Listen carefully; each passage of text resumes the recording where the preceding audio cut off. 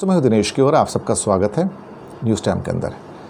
भारत के chief justice S A Bobde, Goa के अंदर एक लेक्चर था उनका यूनिफॉर्म सिविल कोड के ऊपर। और भारत यूनिफॉर्म सिविल कोड भले ही उसके कॉन्स्टिट्यूशन में लिखा हुआ है, लेकिन वो इनेक्टेड नहीं है लॉ के रूप में। भारत में यूनिफॉर्म सिविल कोड लागू नहीं है। सिर्फ गोवा ही एक ऐसा स्टेट है जहाँ पर यूनिफॉर्म सिविल कोड है। और ख़ास तौर से अब वहाँ जाके ये कहना, अभी बोबड़े साहब तो रिटायर होने जा रहे हैं इसी महीने, अभी मुश्किल से 10-20 दिन बचे हैं उनके जाने में।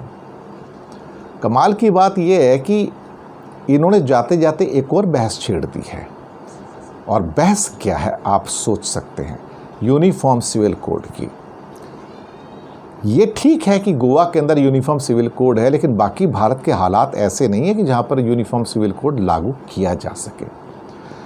पर ऑफ लेट हमने ये देखा है कि सुप्रीम कोर्ट के बहुत सारे जजमेंट्स के अंदर जब वो हियरिंग होती है तो सरकार को अच्छी खासी फटकार सुनाते हैं, पर फैसले सारे जजमेंट जो आते हैं सरकार के पक्ष में आते हैं।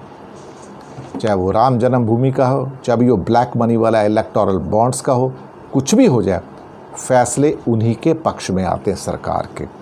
और एक नहीं, ऐसे अनेकों उदाहरण हैं यहाँ पर कि जहाँ पर सुप्रीम कोर्ट ने सरकार के पक्ष को मजबूती से उठाया, उसके खिलाफ कुछ नहीं कहा।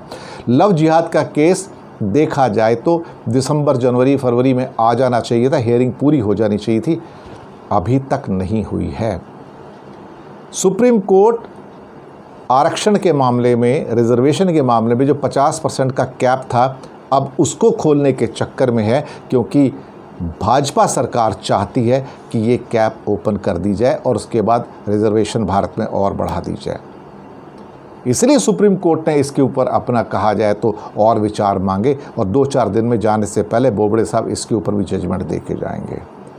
पर वो लव जिहाद के ऊपर जजमेंट नहीं देंगे, ये भी लिख लीजिएगा आप, क्योंकि वो सरकार के खिलाफ जा सकता है। इसलिए वो ऐसे ही पड़ा रहेगा, सालों साल उस पर बहस भी नहीं होगी। शुक्रिया आपका।